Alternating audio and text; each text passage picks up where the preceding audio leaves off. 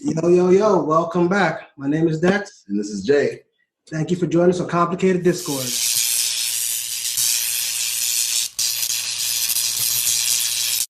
Today we're joined by three guests.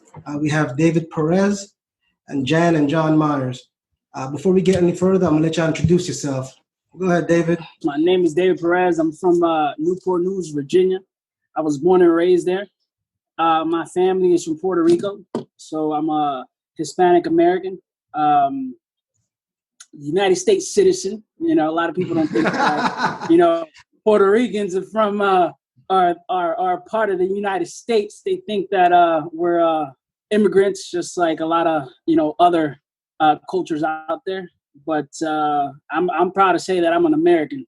Hey David, quick question: Are you a New York Rican, or did you come straight to Florida?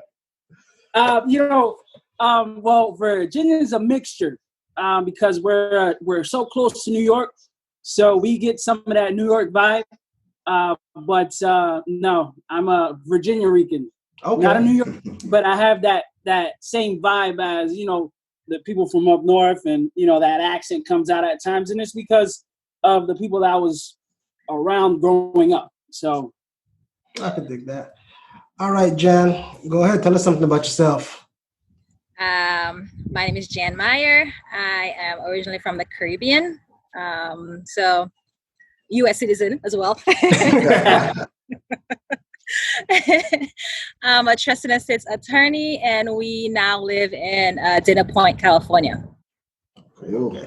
And John, go ahead. Hey everybody, my name's John Meyer. I'm Jan's husband. I'm a nurse and living here in California. We also have two kids that are mixed, I guess, mixed race. And so that's me. Hi, everybody. Hey. Well, you know what's been crazy? 2020 has been a crazy year so far, man. Sure has. How y'all been handling it? I've been trying to hang in there, man. There's been a lot of stuff going on, man. What's been going on with you, though, personally in 2020? Honestly, man, just trying to make money. The economy's been really bad right now. And at my job, it's been really slow. Well, it depends. The economy is bad depending on your job. I mean, if you're a repo man, I'm pretty sure you're doing great right now. The repo man, the tow truck drivers, man, they living their best life. That is true. How about you, Dave? How 2020 been treating you? Man, I can't complain. I cannot complain. 2020 has definitely been full of adventures. It started off a little whack. Then I have a little family business going on called. Okay, what is that? What's the business? You don't mind me asking? We do a lot of durable medical equipment, stability products. We work with the VA. We try to make the veterans' home accessible for them. And I'm working on a new project called iCan Mobility, selling durable medical equipment online. Drop shipping nationwide. So even though that everybody's saying this 2020 is really no tunnel vision, you make 2020 what you want to make out of it, and if you'll strive through anything. And if you want to make something, then, you'll make it. So I'm just going with the wave, man. Just trying to stay positive and, just trying to work. That's it. I'm actually done with school. Well, not halfway done with school in August of this year. I'll finally be completing my associate's degree, which to me is a huge milestone. Because as a Hispanic American, you don't get that a lot. And father of two kids, working and taking care of two kids, it's difficult going back to school. So that's a huge milestone for me right there. Let me tell you something. I just recently finished getting my bachelor's too, right? And Jan is my sister-in-law. So I called her and I said, yeah, I finished school for a while. I don't got to worry.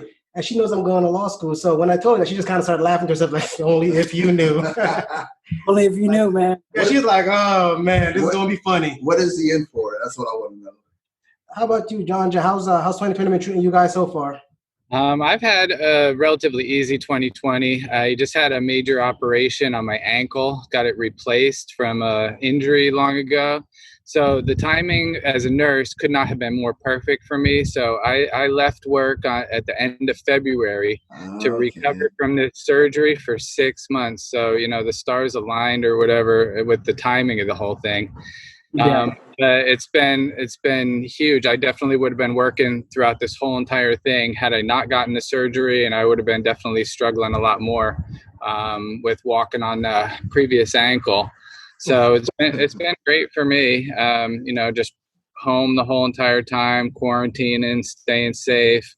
So not so bad. 2020's been treating me all right. How about you, Jan? 2020's been an interesting year.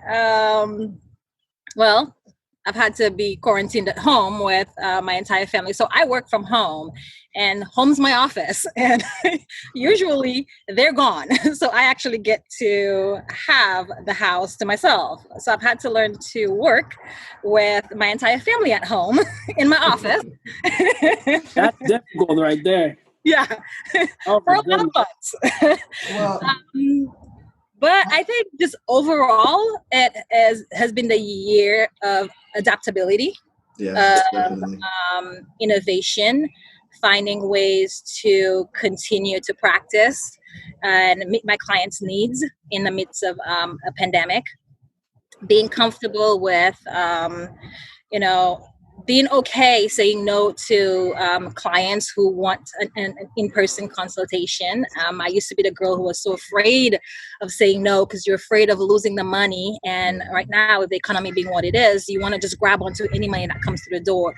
But saying no has actually opened other doors and allowed me to really be able to have the kind of practice that I've been dreaming of having. So interestingly enough, 2020 has been turning out to be okay. And I actually agree with you, David, that if you just because we're in a pandemic and just because we're probably staring at an economic recession, doesn't mean that if you have a dream, you put it on pause. What you're finding is the businesses that will survive this are the ones that are able to adapt and adjust to what's going on and still finding ways to meet clients' needs in the midst of all this chaos. So don't sit on the sidelines, people. Jump in.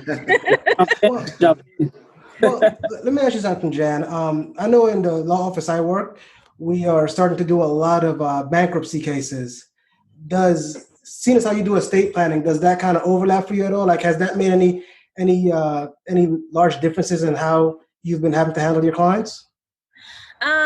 No, because often estate planning is one of those practice areas that people tend to do it if they feel like they're financially secure enough, unless they're in a situation where it's like we don't have a choice. It's like if someone's going to the hospital and you're like, we need to get our stuff in order, they come in anyways. And so I've always had a system of like working with clients who can't just drop a couple of $1,000s on an estate plan coming into the door. So I think that I haven't really seen much of a difference with like bankruptcy having an effect on my practice. And I have not had the desire to dive into bankruptcy as a area, even if I know that it is one of the areas that will pick up steam and definitely carry through 2020. We saw it in the 2008 recession. Bankruptcy was one of those practice areas that just boomed, and there was a lot of business in bankruptcy. However, like I said, I haven't had the desire, the inkling to kind of jump into that. But I know other attorneys that have, as they've seen their practice areas kind of slow down. So. Well, it's good that everyone's been having at least a somewhat decent 2020. I will tell you, the world has not been handling it well. Things have been rough, and we're talking about the stuff that we hear on a lot of mainstream media, but there's a lot going on that we haven't heard about. There's floods everywhere, brush fires. Australia had a huge fire. Dubai and Indonesia are having some real bad floods. Africa's been hit really, really rough. On top of the coronavirus, they've had a swarm of locusts that have been decimating their food. They also have been hit with anthrax outbreak and Lassa virus.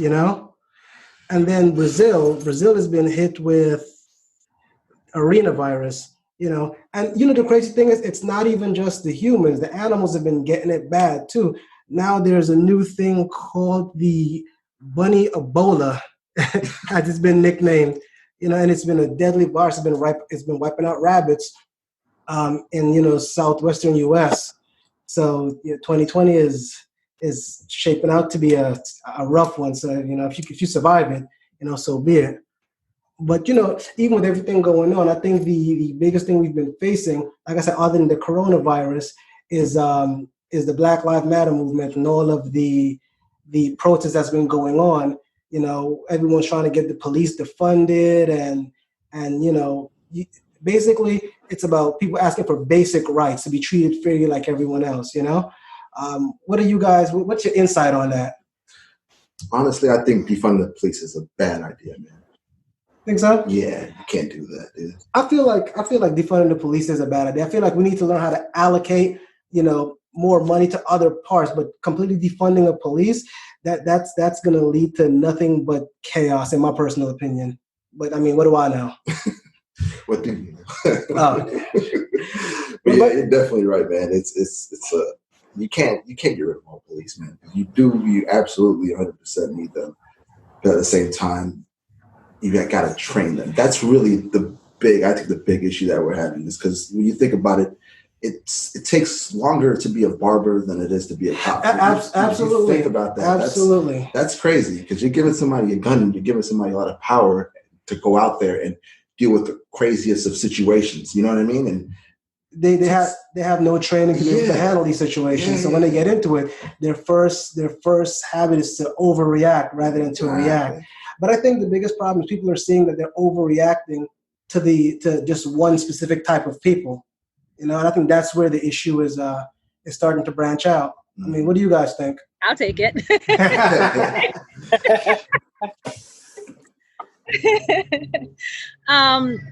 So when I first heard the phrase defund the police, I had, I think, the same reaction of, you people are crazy. Like, what do you mean defunding the police? You can't just take away all of the police's resources.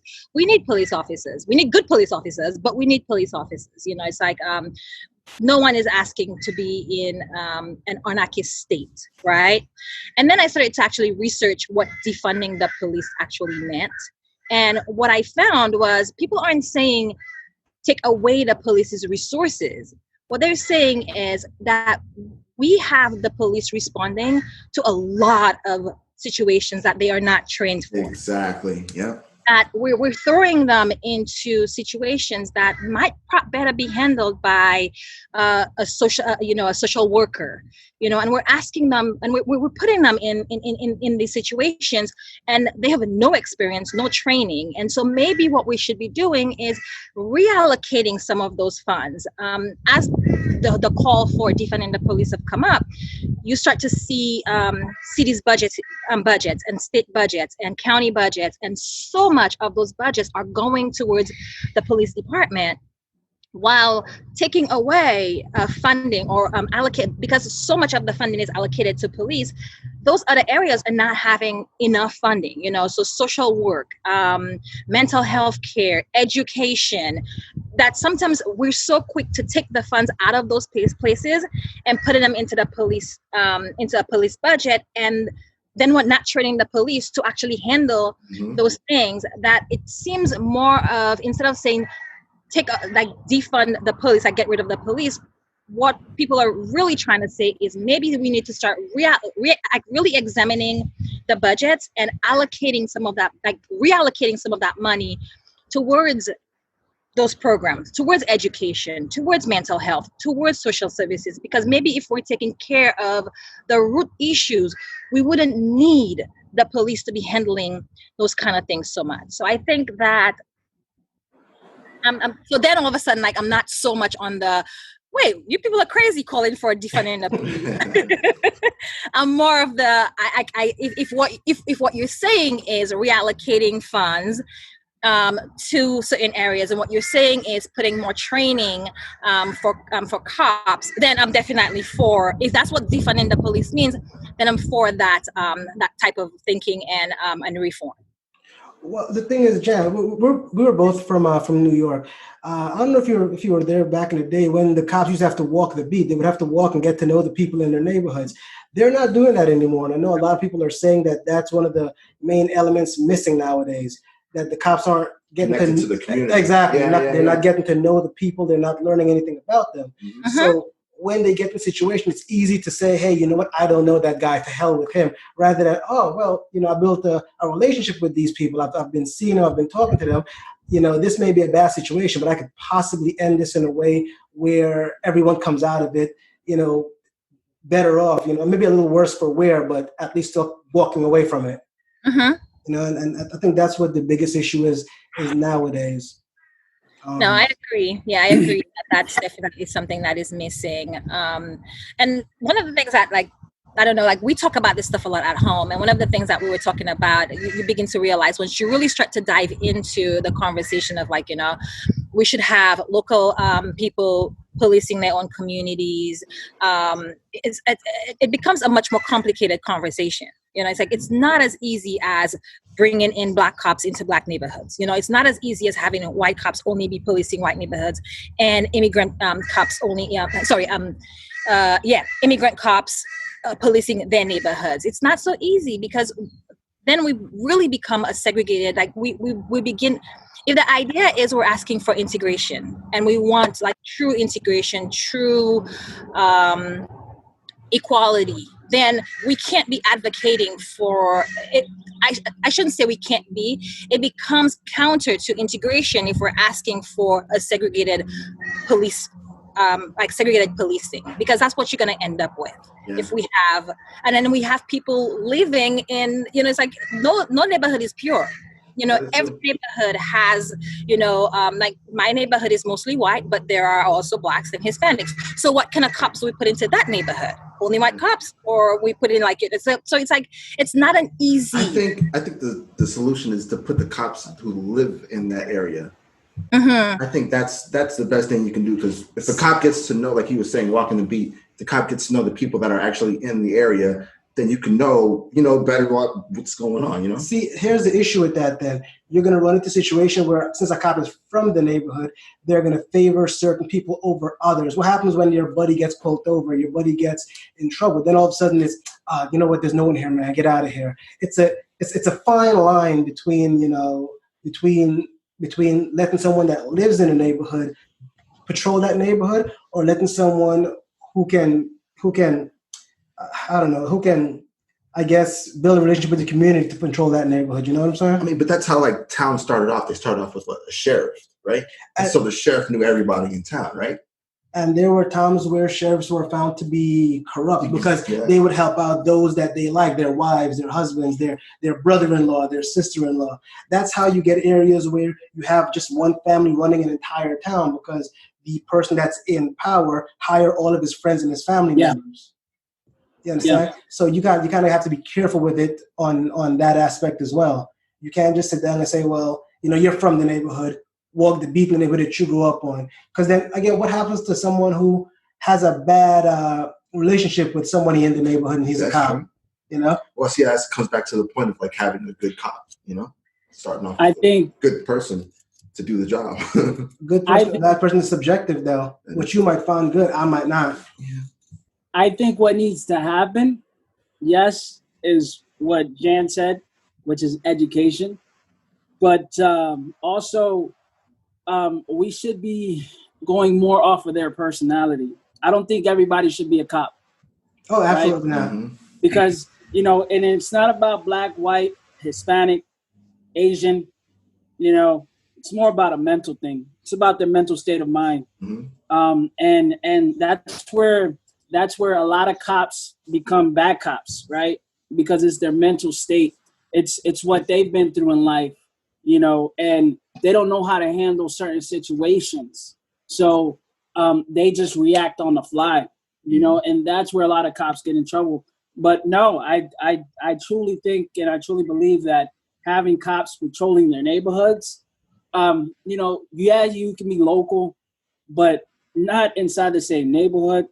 because having them inside the same neighborhood, man, you're gonna have a lot of crime, behind your back, and you're not even gonna worry about it because just like what you said, it's friends and family, man. I can't let them go to jail, So that means your neighborhood's really, it's gonna be cool, calm, but it's not gonna be to the point where crime is gonna go down. Crime is just gonna be where it's at, but everybody is just gonna be cool and don't care about what's going on. You don't want that to happen, man. We still need law and order. Yeah, absolutely. And a lot of times, F the police, F this, F that. But they're who keep us safe. We may not think so, but it's just a mindset. It's just a mental thing. But that's I guess that's one of the problems. They don't always keep you safe. There's times in certain neighborhoods you'll call the cops and they won't get there for 2-3 hours, But why is that?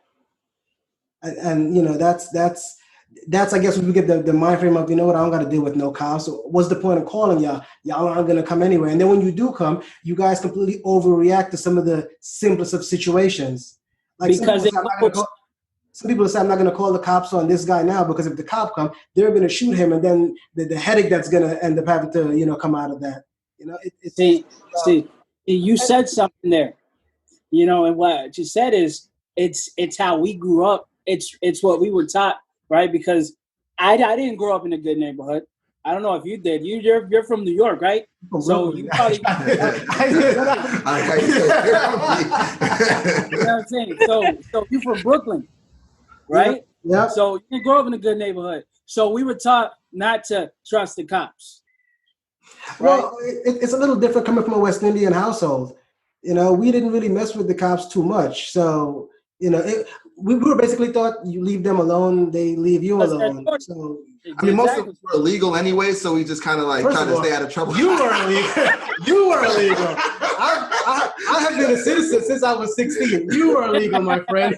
A lot of Caribbean people that come here, they get good jobs, and they stay out of trouble. You're trying to throw us under the bus, man. Jesus. I hear that.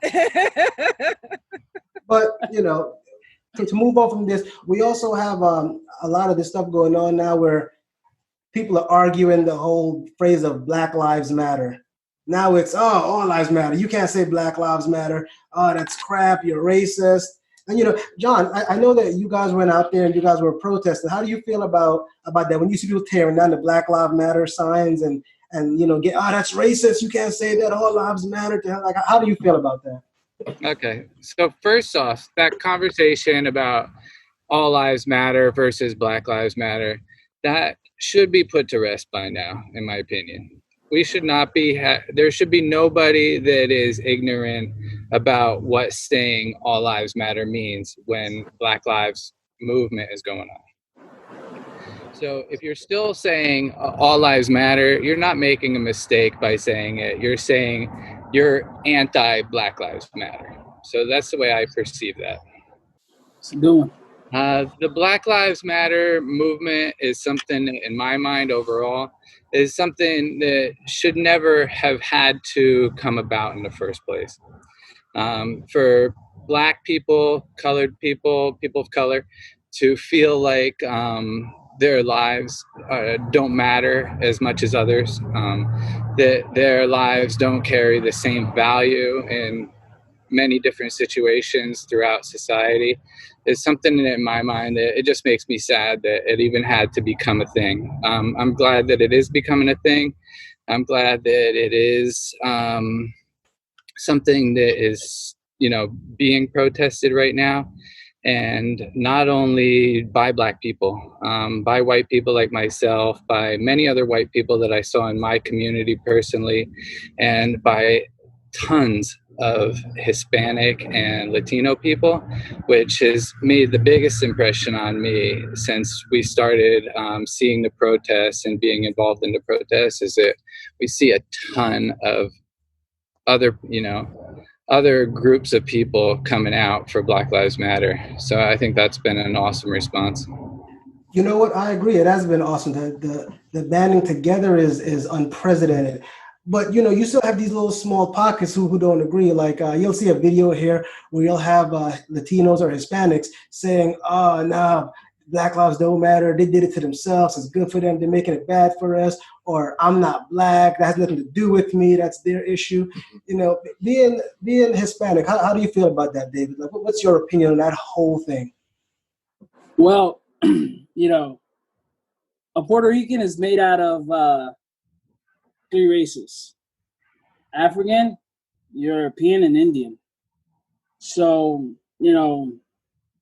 I'm part black, I'm part European, and I'm part Indian. Which part?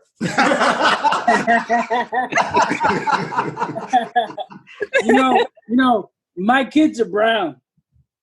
Like my kids are darker than me. I have cousins who have green eyes. I have cousins who have, who is your color. I have cousins like that. So Black lives matter to me. But the one thing that I can't, and I don't tolerate is all the looting that's going on. I don't feel that, we have to burn down buildings, break into, into homes. Yeah. I don't feel like we need all of these violence to prove a point. I agree. The thing is, I understand, when you say you don't approve of the looting. I'm not saying I do, but I can kind of understand why it happens too at the same time. Here's what I don't get. I get that all the time. Hold on, here's what I don't get. I don't necessarily agree with destroying your own community, because at the end of the day, if something changes, if nothing changes, you're still stuck living here. You still have to live in that community. And now you destroyed the only pharmacy now that you have, or the only shoe store. When nobody wants to open it and develop that community, now it becomes an issue of, okay, why are the property values going down? Why are people able to come in, buy us out at such a low cost, make the rent super high, so now we can't live here anymore? All this further in gentrification, and that's a big issue. So check this out, right? So like a month ago, we had all, this looting going on and burning down malls and doing all that. How many of those kids, right? Because we got to call them kids, because half of them were kids, worked in the malls, worked in, exactly. They were burning down their own job. Exactly. So now not only do they not have the resources, now they have no way to gain money to purchase the resources, even if they had them. Exactly. And that's that's the problem too. To me, that's not a movement. That's not a movement. To me, a movement is everybody who really cares about this situation to march to Washington, D.C. That's a movement. Yeah. That's more powerful than what we're doing now. Because you saw that, once the Black Lives Matter started again, how we changed our focus from the coronavirus to just Black Lives Matter. Yeah. And you saw that everybody hopped on that train. Yeah. And I feel like it's kind of, honestly, I feel like it's switching back. Because if Black lives really mattered, then you would have kept on going. Yeah. So do Black lives really matter? Or do they just hop on a train? The problem is, I don't think Black lives matter until a black guy gets killed. And then it comes back up again. And then we forget about it. And you forget about it. So what are we doing to change it? We're not doing anything. That's true. Every so often this happens. Mm-hmm. Someone gets killed by the cops, and then what? Oh man, the cops is the cops that. But after that, what happens? Nothing. Nada. Same shit. Here's the thing. Some people get tired of constantly trying and nothing changes. But we got to just keep trying. And that's the issue. I'm not saying you should give up. I'm just saying, to be devil's advocate, that might be what it is. You can only try so much. So you're like, you know what? I'm done. I can't deal with this anymore. This is ridiculous. Think about it this way. When you have a girlfriend, if that girl keeps doing you dirty and doing you dirty and doing it, how many times are you going to say, you know what, bro, I can't. I got to go. Like, I got to end this here. Yeah, it just depends on how much you really love. No, look, I'm not saying I agree with it, but I am saying that, don't get me wrong. Me and my wife had the same conversation. Said, we protest for a couple of weeks and then we stop and nothing changes. Maybe if we kept it going for an extended period of time, for years and years and years, then maybe, you know, something happens. a difference. Nothing happens overnight. Rome wasn't built overnight. True. Yeah, True. Right? absolutely. So if the Black Lives Matter movement really wants to go on, you know, it's going to take a long time, you know, to find change. Ever since once us millennials became adults, right? Mm-hmm. A lot of the conservative policies have been going away, right? Because us millennials are in and we don't like certain things. So all we got to do is just keep on protesting if there's really a change that needs to happen. But just because, and I'm sorry to say it, just because there was another black guy shot and only for 2 weeks, I'm going to riot the hell out of the city. I'm going to burn the city down. The hell you going to burn the city down for? What's that going to change? You know what? It didn't change anything. It didn't change anything. It didn't change anything. Hold on. It actually spiked. It actually spiked up the coronavirus. Hang Right? on. That's all it did. So it changed the numbers. Hang on. The whole thing is, this thing didn't start with the whole because of race. I need you to understand that. It started because people had an outcry of police officers abusing people and not being held accountable. That's what this all stood for. And the crazy thing is, you'll watch the news and you'll see people like Candace Owens say stuff like, oh, George Floyd, he was a criminal, he was a repeat offender, he was this, he was that. But they're not realizing that it doesn't matter what he did in the past. He deserved his day in court. The way that situation was handled was absolutely and completely wrong. Now they're just devaluating a human's life just because of what he did in the past. But he's a dad. For what he's doing now. He could have robbed 8 banks, but now he could have been working, you know, volunteer hours, building houses for the poor. You can't devalue someone's life because you disagree with what they did in their past. That's why it's called the past. We learn from it and we move on. And that's the big issue now is everyone is turning this into, oh, well, he was this and he was that. It doesn't matter. Doesn't give you the right to take somebody's life. People are human. Cops abusing people. That's what needs to change. The fact that cops feel like it's okay. And then the whole thing is, when people are saying that Black Lives Matter, it comes off because we've seen time after time where, you know, a white person will get arrested for something and get a slap on the wrist. Look at the kid who raped that girl. The judge said, oh, he's been through enough. It's going to ruin his life. Ruin his life. But look at the Central Park 6. They were ready to crucify those boys, and they weren't even guilty of it. The problem is, you see the police acting completely different when it comes to two races of people.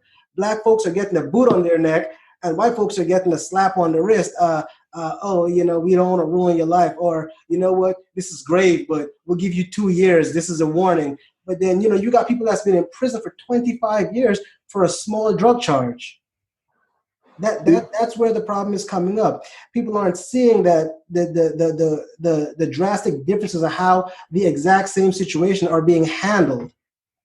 You know, so this didn't start off strictly as a racial thing. It started off as you need to hold these police accountable. And the fact that they're not, like, look how many cops are here killing people or abusing people and walking away like it's absolutely nothing. They'll get what? A slap on the wrist.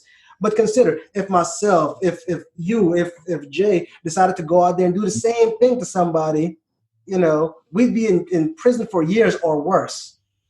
That's where this whole thing started, and that's where it's going to keep going. People are sick and tired of getting treated like they're less than human. Yeah. It feels like it's back in the days where we're only worth 1/3 of a human being, and that's not right. That's why people are complaining, you know? Want to be fair. So it goes back to, I don't think it's, you know, race has been an issue for years. I think race is always going to be an issue until the day that we die, you know, because I just feel like we're all racist in our own little way. You know, we all discriminate in our own way. I remember when I first moved out here to Florida, black people didn't really like me. You know, I used to get, you know, the grilling look, you know what I'm saying? They used to grill me, you know. You're not from around here, you know. Black people in Virginia, though, you know, they cool with me.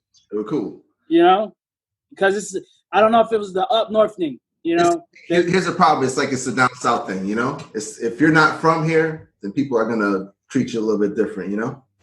You know, so it just happens, but I just feel it's all based on education. It's all based on your state of mind.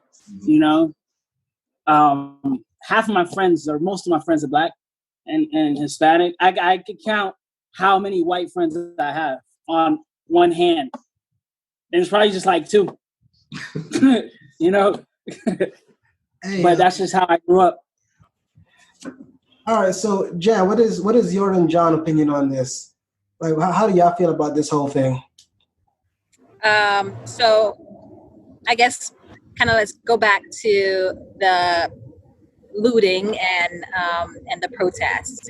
So I think that very often the conversation switches and gets so focused on the looting and the burning and the devastation that's coming from it that people stop talking about the protests, which the truth is the majority of the protests that we went to 2 protests out here, and there's been a ton of them happening in our community, and they've all been peaceful.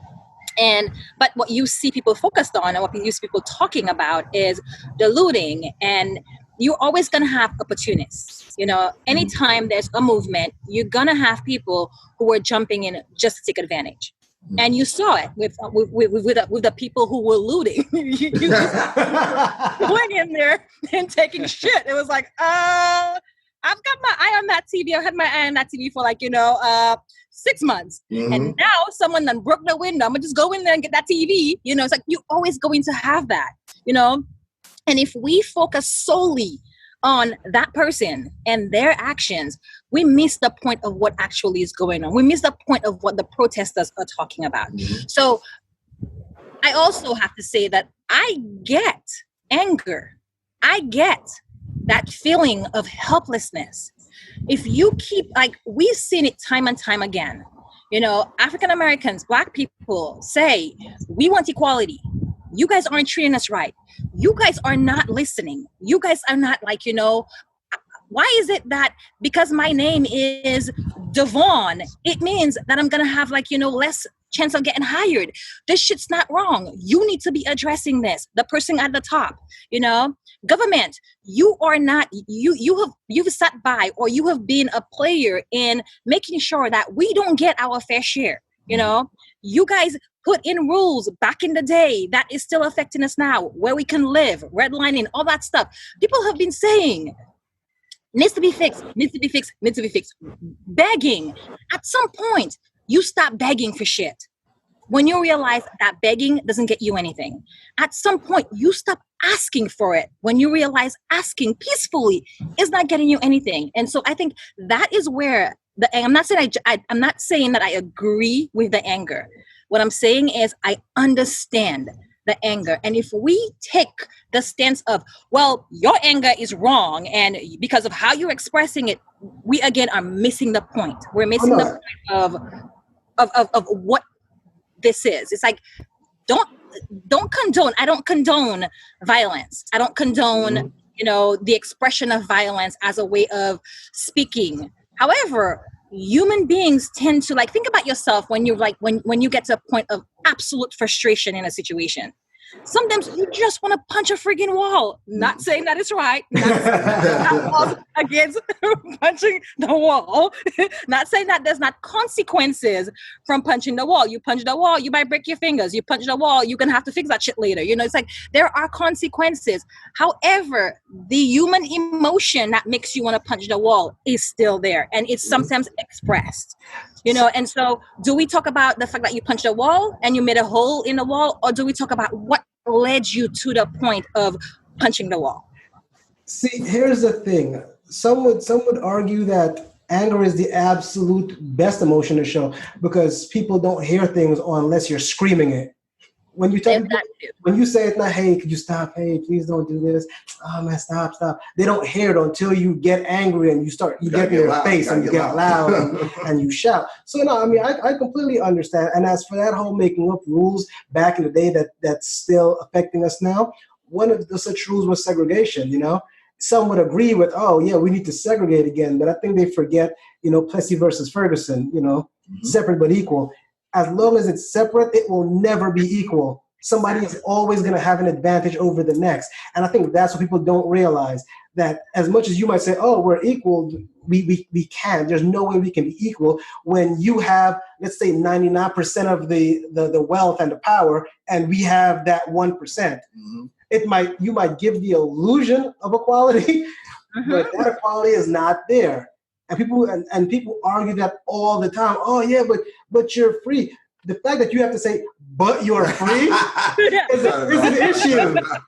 Like, I don't know if any of y'all seen this. There was a video a little bit ago where this black guy and a white guy were arguing, and the white guy had a Confederate flag, and he's like, "This is about my history. This isn't about you." And the guy said, "Well, what do you mean? Well, my parents fought under this flag. Fought on what? For what? For their land, for their farm." So the black guy goes, "Who tended the farm?" And he said, "My family did." And he's like, "Why?" He's like, "Do you know how many one of you caused back then?" And the argument that you have to ask somebody, "Do you know what one of you cost back then?" The fact that you can even say something like that should be the biggest eye opener of where the issue is. If you can't see that, then shit, there's no hope for any of us. That is true. Like, and yeah, exactly. Do you have anything? Sure. So, the Black Lives movements are all going on all over our town, right? Street corners, all of a sudden, they're not big, marches to Washington or anything, which, David, I think is a good idea. I think to, get it even on a larger scale, but the grassroots effort in our town was pretty impressive. And we live in a town that is probably, high majority white. 99%. No, it's not. It feels like it sometimes. Sometimes it feels like it. I get it. Because but so we're outside on this corner of some two main streets, and Jan and I are out there, our kids are out there, we got our masks on, our signs and stuff like that. We're making noise, and it was good. And so most memorable moment that I had was these two white ladies drive up in, they weren't getting out of their car because they were like doing the I'm driving around protesting thing. Honking their horn, right? Exactly. It's coronavirus. They're honking their horn. But this middle-aged white lady, she's got a sign on one side. She's driving around and it says BLM on one side. And then she turns the sign around and it says white privilege exists. Yep. And to me, that was the strongest moment of all these protests that I personally experienced. And it's one of those things that if all these protests do create that, if they make people aware, white people aware, that there is such thing as white privilege, and all white people experience that on a daily basis. Mm-hmm. And if you start to think about that and to come to terms with that, what that means, I think that's a meaningful start for all people to understand a little bit better what's going on here. So I got goosebumps when you said that. I know that there's a fair amount of, white folks who say, hey, you know what? I want to help. I want to lend a hand, but they don't know how to. Or they're afraid that the fact that they're now starting to help is going to seem insincere because they haven't said anything before. Do you have any advice? Like, what do you think they can do to kind of show their support? There you go. Yeah, I think all of us, right? Everyone exists in a place where you see that it's okay to grow and change. That you don't have to be the same person that you were back in college or when you were growing up in a racist family, or you had in my case, in growing up in New Jersey, I lived in like a white town, a white suburb in New Jersey, when right over the hill was Paterson, New Jersey, which was night and day, completely different environment from the town of Wayne that I grew up in. But I think to answer your question, I think the most important thing that we all have to do is just realize that we're all growing and changing, and it's okay. It's okay to have said shitty things or done shitty things. Or the thing is, like, people grow at different rates. You know what I mean? So it's not like everybody's on a linear path of just growth. Right. And, if somebody comes up to me and, says something that I just totally don't agree with, sometimes just being like, you know what, buddy, you'll get there. Like, you'll get there. Yeah. Some people, like, you want to help them, but some you just want to uppercut. Yeah. But you know what? To make a quick U-turn back to real quick about this the looting and the rioting thing. It's funny how much you saw the rioting when it was happening. You know, the news surely showed a lot of that rioting. Mm-hmm. They weren't showing a lot of the peaceful protests, but they were showing a ton of rioting. They're not supposed to. Say it again. Said they're not supposed to show the peaceful protests. No, but why would you want to sit down and like further so you're trying to incite rage. Exactly. People are sitting home watching. What sells? What's that? I said, what sells? Yeah. Peaceful protest or riot? You know, what sells? Like, spiking numbers in coronavirus, or saying that, you know, only 0.% are dying, but no, we got 10,000 people infected on a daily basis. Mm-hmm. You know, like what sells? You're right, but it's not helping the cause out at all. Jan, you were about to say something now? Oh, I was just gonna say that if your goal is if you focus on the looting and the rioting, guess what you're doing? You're muting the peaceful protest. You mute the message.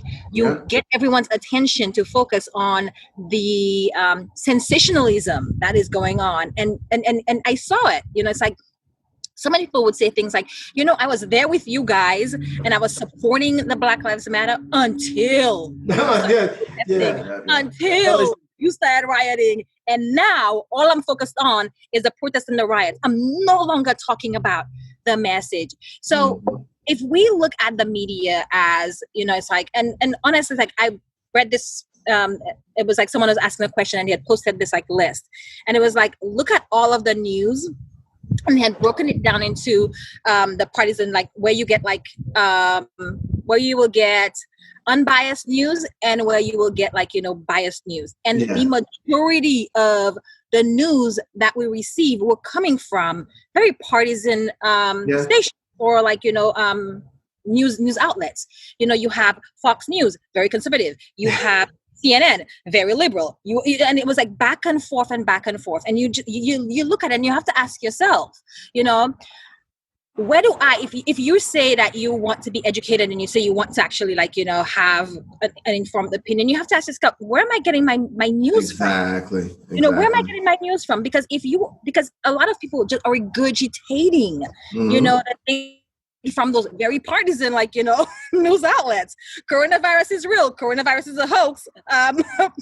You know, 4G, 5G. Yeah, exactly. Coronavirus is like it's from 5G. It's like you have to start asking. We as Americans have to start asking ourselves those questions. Yeah. You know, it's like unless you start asking yourself those questions, you are going to become a puppet of the media. And I'm not saying that the media is wrong. I'm not saying that the media is like, you know, that we need to get rid of the media. You know, that everything has its part to play in this, but we as the consumers of what is being put out there need to be asking those questions. I think that I'm a big proponent of education. Like, you need to educate yourself, but not just from one source. That is not education. That is just like, you know, that is feeding into propaganda. Education is, and you're beginning to learn this, Dex, and I swear you'll learn a lot more of it when you get to law school. It's like, you don't just look at one source. You don't get your information from one source. You have to be willing to listen and read the things that you might not necessarily agree with, but there might be a point to be had or some lesson to be learned from that, you know.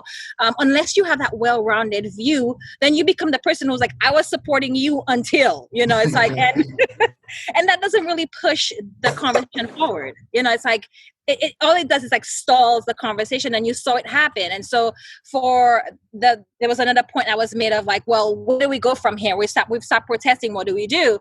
You have to keep having the conversations. The protests cannot continue to go on. You know, people are going to have to go back to work. People are going to have to like, you know, take care of their families. You cannot stand on the street corner every day, 24/7. What we realize is even if you're out there protesting for 365 days a year, right? Unless the people in power are listening to the message and doing something about it, then your behind is going to be on that corner for another 365 days, of the next year and the next year and the next year, right? So protesting cannot continue. It takes so much energy and time and all that kind of stuff. But beyond protesting has got to be the conversations with the people that actually are in the position to make a difference. It's like companies. Who do you want to be talking to? Do you want to be talking to the bottom person, or do you want to be talking to the CEO? Who is in the position to make a difference? Our government, who is in the position to change? And maybe we need to start looking at that, looking at not being so partisan, not being so, I'm a Democratic, I'm a conservative, but looking for putting people in positions that can advance our agenda, whatever your agenda is, whatever your agenda looks like. And maybe that is partisan. But I think that is also part of the conversation that we need to be having. It's like, we cannot just say protest.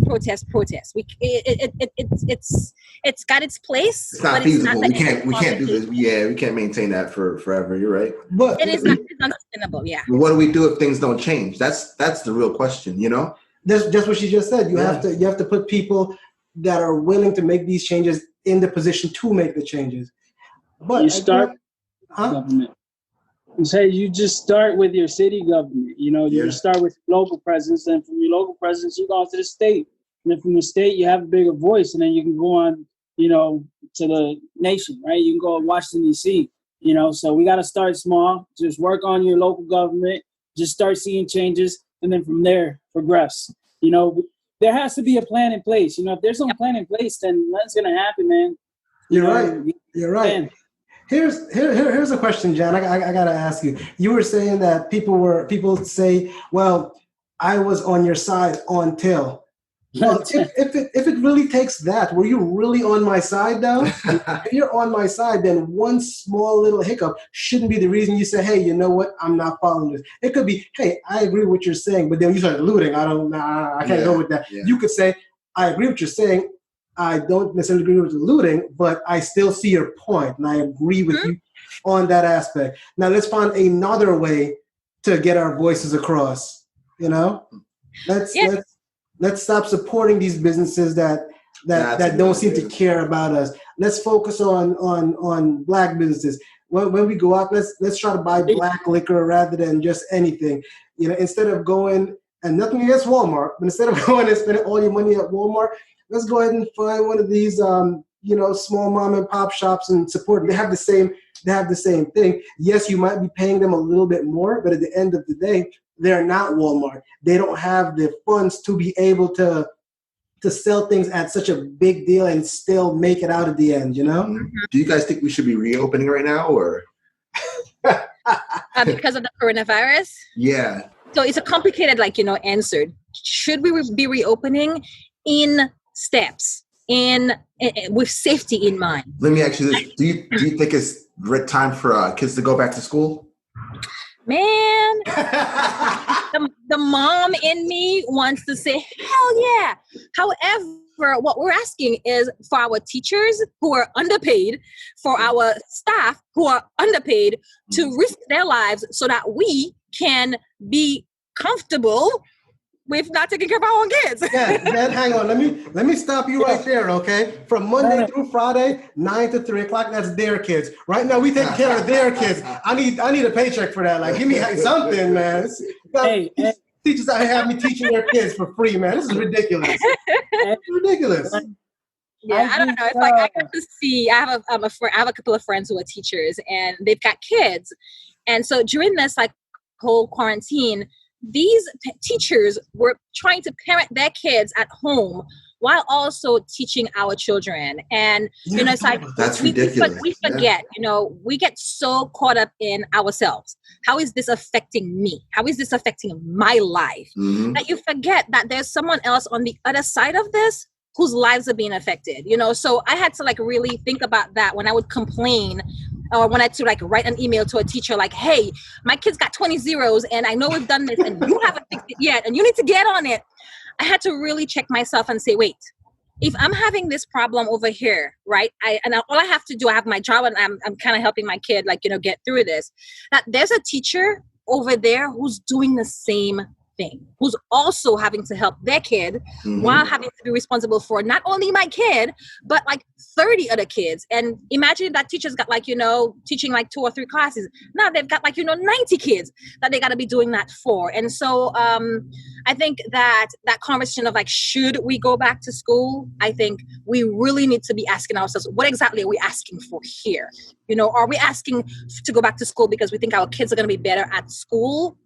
Or are we asking for it because we're sick and tired of having our kids? Just because they need to go to school. They need to get out of the house. You need to go be somebody else's problem from 9 to 3 o'clock because I don't want to have to deal with that. It's like we really need to. I think we're missing the compassion in a lot of that conversation. It's like and I think it needs to be brought back.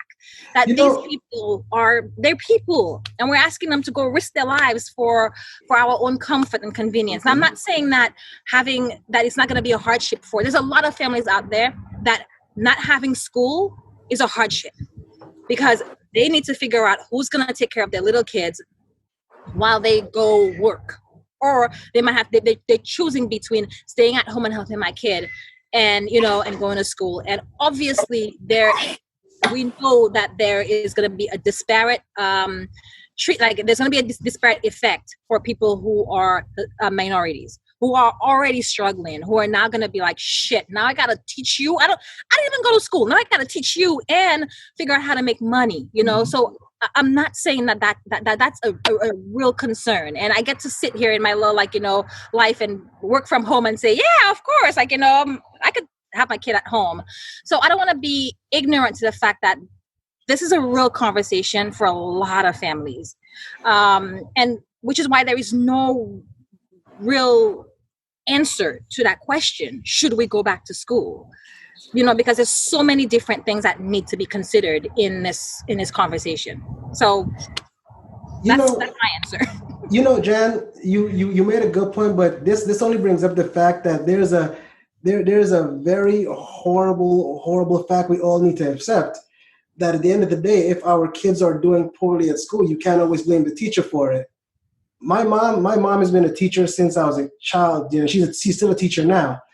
And at one point, it was always like, well, if you're failing, it's the teacher's fault. But the teacher isn't expected to teach your children everything.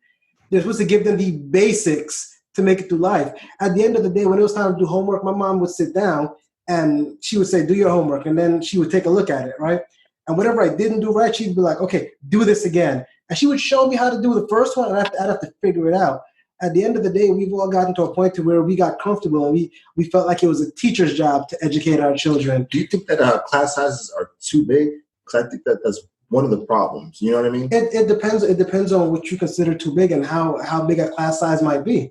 Not all classes are gigantic classes. Take a private school, for example. How many kids are in a private school? See, and that's where you were going back to what Jan was talking about with the whole red line and the difference in inequality. Yeah. The larger public schools have more children and less teachers. So yes, that is an issue because at that point, the teachers can't say focus on any child and give them the help they need. Because now, instead of focusing on, John that's sitting here trying to figure out his ABCs, you have 30 other students that already learned that. Now they're trying to learn the multiplication tables. As in for private schools, some of these schools have 2 to 3 teachers to a class, and they can sit down for 20 minutes and focus on one student while the other 2 teachers teach the class. But shouldn't it be like the rule? The general rule is the whole class doesn't go ahead until everybody knows what's going on. See, you can't do that either because not everyone learns the same. You understand? Sometimes you have kids that are really, really smart and some kids that aren't. And then you have some kids that are smart that just don't want to try. So now you're sitting down saying that I have to punish because you don't know it. You know what? A better example, I used to take Krav Maga in Hawaii, right? And every time my teacher got a new student, he would start over. And I would sit there like, damn it, again, I just learned that last. Come on, man. So at the end of it, I feel like I got out of it knowing like 6 moves, and I took the class forever. I was so mad. Yeah. I was paying all this money to learn the same move over and over and over and over again. So How old are your children? Say it again. How old are your children? Who, mine or Jan's? Kids? Yeah, You have kids? I do. My 2 daughters are 7 and 2. And how old are Jan's kids? My son's 17 and my daughter's 13. Hey, you know what? Let me be the first to tell you, they are raising some amazing kids. Like, oh my goodness. Like, every time I see the kids, I'm like, man, I hope my kids turn out that well, man. They're grounded. They don't want, like, they're kids that don't want for too much. I remember a couple of years ago, Jan was saying that they asked their kids, what do you want for Christmas? And this was years ago, mind you. The kids was like, I already have everything. We could just donate whatever you buy. Wow. Like, you don't hear kids say that. That's exactly, that's what I'm talking about. Teachers don't teach that. You got to learn that at home. You know, it's all on the parents. We can't always necessarily assume it's the teacher's job to teach our children everything. They can teach them the basics, but we got to polish that off. Yeah. We teach them social skills. They teach them education, right? And this time right here, when in March, right? In March, that was spring break, right? Or was it April? I don't even know what it was. But yeah, something like that. And then once, okay, kids aren't going back to school, for 2 weeks. Okay, cool. Nah, kids aren't going back to school for another month. Okay, cool. So now, as a parent, you got to be a parent. You got to bring the money home, and you got to be a teacher, And at times, we can teach our kids social lives how to survive. You said it backwards. You said, teaching them the basics. No, we teach them the basics. Mm-hmm. Teachers teach them education. Hold on. I disagree. My daughter and my son how to survive. Hold on. I'm not good, but see, I'm not good on the education part, right? So, I'm not going to show her certain things, right? Yeah. So I think we should have like a Zoom like this to where a teacher can teach the class still. See, here's the thing. I think that'll be a good alternative. Here's the thing. It depends on what you consider basics, though. At the end of the day, me personally, I feel like a lot of things that we learn in school now are inconsequential. It doesn't really matter. I haven't used X times Y equals Z since high school. And then when I did statistics in school lately, it was kind of like, okay, I can get how this might be relevant to somebody in John's career field where he's a nurse. Yeah. But for me, I don't care about none. I don't need to know this. Yeah. But see, basics are hey, dress nice, talk to people with a little bit of manners. We need to teach kids stuff like financial responsibility. We need to teach them, how to protect themselves. We need to teach them how to speak in what's the word I'm looking for? Intelligently, where they can go anywhere and have these conversations. They're not going to learn these skills in school. Me, I didn't learn to speak to anyone anywhere until I joined the military, and I was forced into being around a lot of other people. And you know what? Funny story. I met a guy in the military, this white dude. I was sitting down one day cleaning my shoes, and he looked at me and he started to laugh. I said, "What's going on?" He's like, "The bottom of your feet, they're white." I'm like, "I'm sorry?" He's like, "I've never seen a black person before. I thought the palm of your hands and the bottom of your feet were the same color of your skin." But the point is, he wasn't taught about other people. You understand? He said his school didn't teach him who Martin Luther King was. Wow. He was unaware of who that was for a while. You understand? Where was he from? Do you remember? I don't remember off the top of my head, but he said his neighborhood was really it was a small town and it was mostly white. West Virginia. I was gonna say Arkansas, but the point is, at the end of the day, yes, you expect the school to teach you certain things, but as the parent, you're supposed to give them the majority of their knowledge. You understand? You're supposed to teach them how to handle everyday life, on top of always being better than what they're taught elsewhere, That's the survival skills that I'm talking about. Those are social skills. Us as parents, we teach.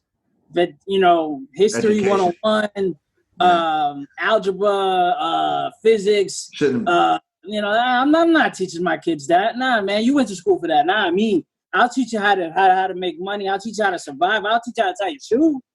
But no, you're a teacher.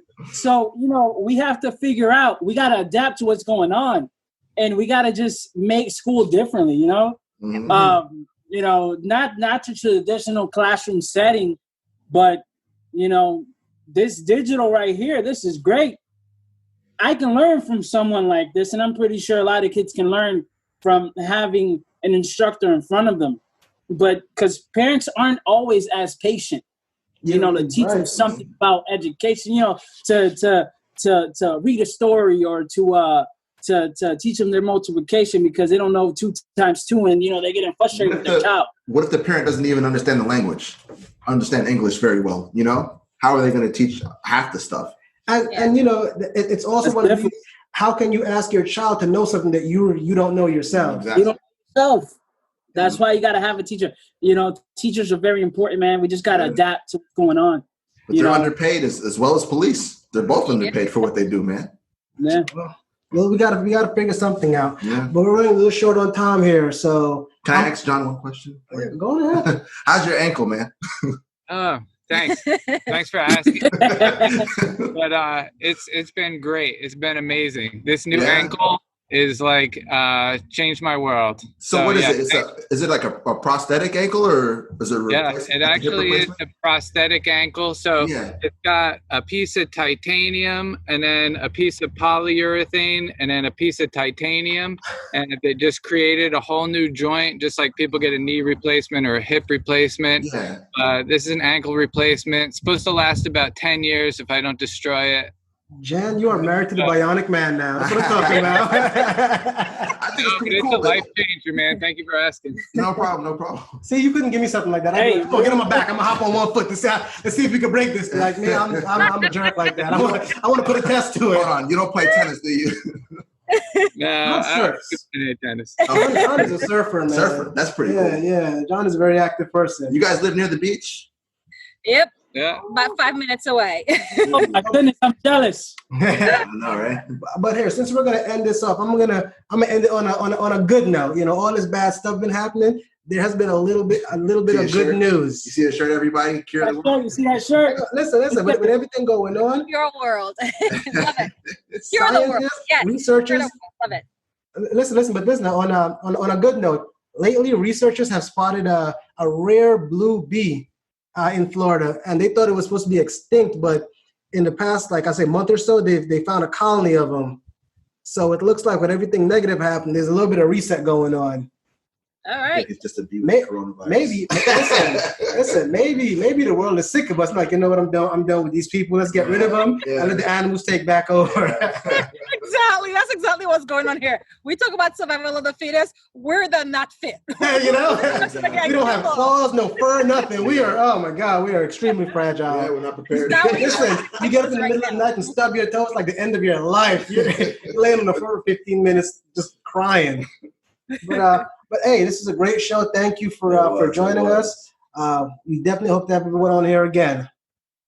Thank you for having us, Dax. All right. It was an absolute pleasure.